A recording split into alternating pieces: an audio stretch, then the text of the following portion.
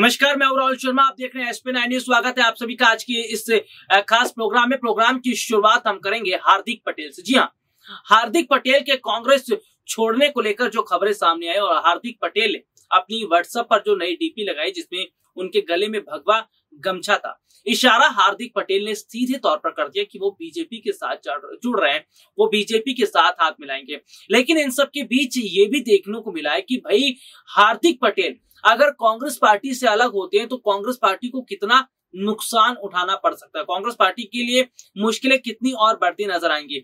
मौजूदा समय के अंदर ये माना जा रहा है कि हार्दिक पटेल जो काफी समय से कांग्रेस पार्टी से नाराज चल रहे थे, कांग्रेस पार्टी की कार्य जो आयोजन था या कांग्रेस पार्टी की जो रणनीतियां थी वो बिल्कुल हार्दिक पटेल को पसंद नहीं आ रही थी। दरअसल ऐसे में हार्दिक पटेल ने एक के बाद एक कई खुलासे करने शुरू कर दिए। हार्दिक पटेल क्या कुछ कह रहे हैं, ध्यान से सुनिएगा। दरअसल हार्दिक पटेल कह रहे हैं कि कांग्रेस पार्टी अब अपने अस्तित्व की लड़ाई लड़ रही है। कांग्रेस पार्टी अगर अपने अस्तित्व को बचा ले तो ये बहुत बड़ी बात रहेगी। दरअसल हार्दिक पटेल सीधे तौर पर मान रहे हैं कि कांग्रेस का मतलब राहुल, प्रियंका और सोनिया। तो यहाँ पर वो कह रहे हैं कि वो कांग्रेस पार्टी की नीतियों से खुश नहीं है, पार्टी आलाकमान जिस तरह का फैसला ले रही है तो वो उससे खुश नहीं है। और ऐसे में सीधे तौर पर हार्दिक पटेल वो बीजेपी की तरफ जा रहे हैं, यानी कि खुले तौर पर कांग्रेस पार्टी के खिलाफ हार्दिक पटेल ने बगावत कर दी। और जिस तरह हार्दिक पटेल ने बगावत की है, इसका बड़ा नुकसान अब कांग्रेस पार्टी को आने वाले समय में उठाना पड़ सकता है। क्योंकि अभी देखने को मिला कि 5 राज्यों में जो विधानसभा के चुनाव संपन्न हुए हैं उनमें से कई राज्यों में कांग्रेस पार्टी की अंतर कलह की वजह से पार्टी को नुकसान का सामना उठाना पड़ा। जैसे कि पंजाब में नवजोत सिंह सिद्धू और चरणजीत सिंह चन्नी के बीच में काफी समय से विवाद चल रहा था और विवाद जिस तरह से बढ़ा, विवाद की वजह से जिस तरह हालात खराब होते नजर आए, इसका सीधा असर चुनाव पर दिखता नजर आया। तो पंजाब चुनाव हार गई, उत्तराखंड का चुनाव भी कांग्रेस आपसी कलह के चलते हार गई। यहाँ पर गुजरात में भी वही देखने को मिला कि गुजरात में भी कांग्रेस पार्टी के अंदर अंतर कलह शुरू हो गई है। गुजरात में कांग्रेस पार्टी के अंदर जो अंतर कलह शुरू हुई है, इसका भी नुकसान क्या गुजरात में कांग्रेस पार्टी को उठाना पड़ेगा। और पटेल समुदाय किसके साथ खड़ा है, नरेश पटेल या हार्दिक पटेल? दरअसल पटेल समुदायों का दबदबा गुजरात में बहुत ज्यादा है और ये देखने को मिला है कि सबसे ज्यादा जो बीजेपी ने कार्ड खेला है, या बीजेपी हो या कांग्रेस हो, जो भी कार्ड वो लोग खेलते वो पटेलों पर ज्यादा खेलते, क्योंकि पटेलों का वर्चस्व दबदबा गुजरात में ज्यादा है। ऐसे में ये देखा जा रहा है कि कांग्रेस पार्टी ने नरेश पटेल पर बड़ा दांव खेला है। जी हाँ, दरअसल समझने की कोशिश करिएगा, नरेश पटेल की जो पकड़ है वो हार्दिक पटेल से ज्यादा है और पटेल समुदायों का बड़ा वोट नरेश पटेल अपने साथ ले सकते हैं, अपने साथ जोड़ सकते हैं। तो फिलहाल कांग्रेस पार्टी जो है वो बहुत सोच समझकर काम करे। वो कहावत है कि दूध का जला छाछ भी फूक फूक के पीता, और वाकई कुछ ऐसा ही होता नजर आ रहा है। तो जो दूध का जला वो छाछ फूक फूक के पी रहा है। सीधे तौर पर ये देखा जा रहा है कि कहीं ना कहीं मौजूदा समय की जो स्थिति है या मौजूदा समय के जो हालात है वो इस ओर इशारा कर रहे हैं कि आने वाले समय में बड़ा जो नुकसान है वो केवल बीजेपी को उठाना पड़ सकता है। क्योंकि बीजेपी ने जिस तरह से गुजरात में विजय रूपानी को बदला, मुख्यमंत्री चेहरा उन्होंने बदला, विजय रूपानी का जो उनके करीबी थे उनको पूरा फेरबदल किया, यानी कि गुजरात मंत्रिमंडल का जो फेरबदल किया, इसका बड़ा नुकसान बीजेपी को गुजरात में उठाना पड़ सकता है। हालांकि प्रशांत किशोर कांग्रेस पार्टी के साथ मिलकर लगातार काम कर रहे हैं और प्रशांत किशोर की रणनीति के अनुसार जो है कांग्रेस पार्टी काम कर रही है।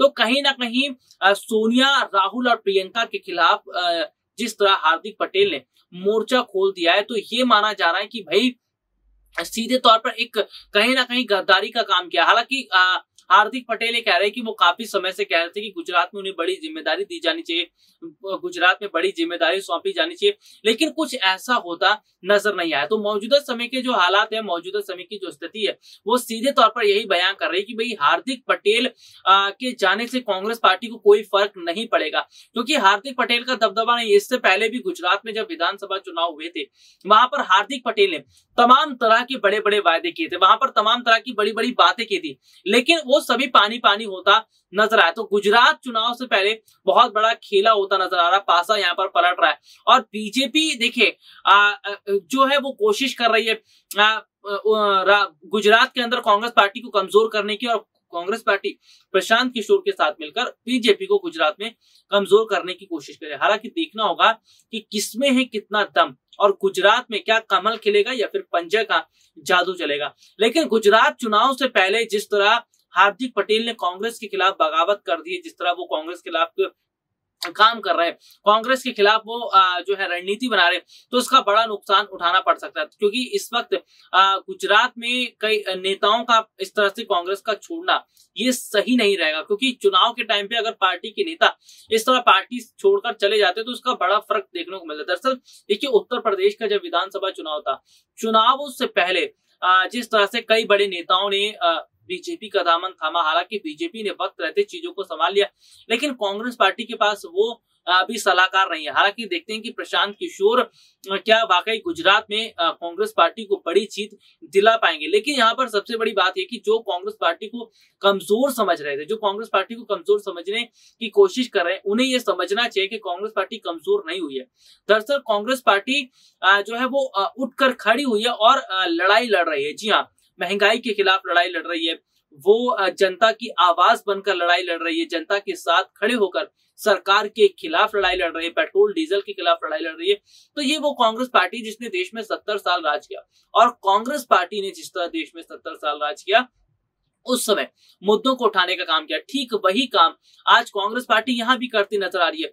तो मौजूदा समय के जो हालात है, मौजूदा समय की जो स्थितियां, वो सीधे तौर पर ये इशारा कर रही है कि कांग्रेस पार्टी झुकी नहीं है और ना ही झुकेगी। कांग्रेस पार्टी ने अपनी नीतियों में बदलाव किया है, कांग्रेस पार्टी ने लगातार अपनी रणनीतियों में फेरबदल किया, और सीधे तौर पर ये माना जा रहा है कि बाकी कहीं ना कहीं बहुत बड़ा जो बदलाव है वो आने वाले समय में हो सकता है। दरअसल ये माना जा रहा है कि कांग्रेस पार्टी के साथ जब से प्रशांत किशोर जुड़े तब से बीजेपी नेताओं के पसीने छूट रहे हैं, और बीजेपी नेता ये सोच रहे हैं कि कहीं प्रशांत किशोर गुजरात में कोई ऐसा खेला ना कर दें कि बीजेपी को नुकसान का सामना उठाना पड़े। क्योंकि बीजेपी ये देख रही है कि भाई प्रशांत किशोर कच्चे खिलाड़ी नहीं है, ये वो प्रशांत किशोर है जो ममता बनर्जी के साथ देखिए पश्चिम बंगाल के विधानसभा चुनाव में रहे थे। पश्चिम बंगाल विधानसभा चुनाव के समय जिस तरह से उन्होंने मिलकर काम किया ममता बनर्जी के साथ, और सीधे तौर पर देखने को मिला कि बहुत बड़ा असर पश्चिम बंगाल विधानसभा चुनाव में हुआ। बीजेपी ने पूरी ताकत झोंक दी लेकिन जीत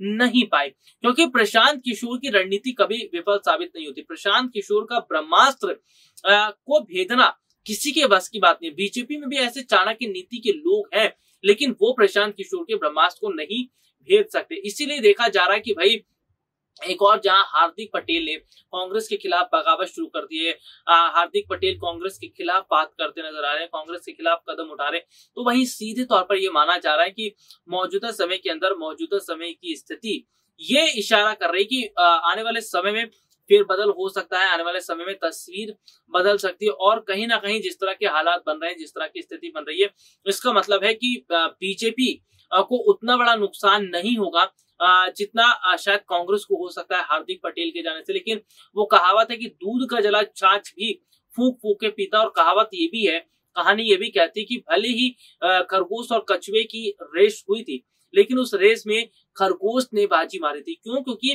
खरगोश ने अपनी चाल छोड़ी नहीं थी, वो लगातार धीमा चल रहा था और आखिरी तक वो धीमा चलता रहा। लेकिन खरगोश बहुत तेजी से दौड़ता है और जाकर एक जगह थक जाता है, सो जाता है, और खरगोश की हार होती है और कछुआ उससे आगे निकल जाता है। तो कांग्रेस पार्टी आज बहुत धीमी चाल जरूर चल रही है, लेकिन जीत सत्य की होती है।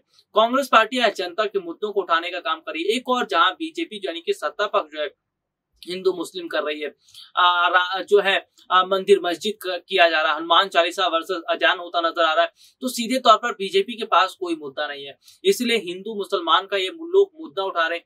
हिंदू मुसलमान का मुद्दा उठाकर ये सीधे सीधे तौर पर कहीं ना कहीं बहुत बड़ी जो लड़ाई है वो लड़ते नजर आ रहे हैं। और सत्ता पक्ष का जो काम है वो यही है कि हिंदू मुसलमान करना, हिंदू मुसलमान करके सीधे सीधे तौर पर जनता को परेशान करना। तो यहाँ पर ये माना ही जा रहा है कि भाई जिस तरह मौजूदा समय के हालात है, जिस तरह मौजूदा समय की स्थिति है, वो कहीं ना कहीं ये इशारा कर रही है कि आने वाले समय में जो बड़ा नुकसान है वो उठाना पड़ सकता है। शायद बीजेपी को भी उठाना पड़ सकता है, क्योंकि जिस तरह से महंगाई हो, जीएसटी हो, तमाम ऐसे मुद्दे जिन पर आवाज उठती नजर आ रही, तो शायद इसका बड़ा नुकसान बीजेपी को उठाना पड़ सकता है। और देखते हैं कि हार्दिक पटेल के कांग्रेस के खिलाफ बगावत करने का क्या असर गुजरात चुनाव पर देखने को मिलता है। आज के लिए इतना ही, आपसे फिर दोबारा मुलाकात होगी, तब तक ले इजाजत दीजिए, नमस्कार।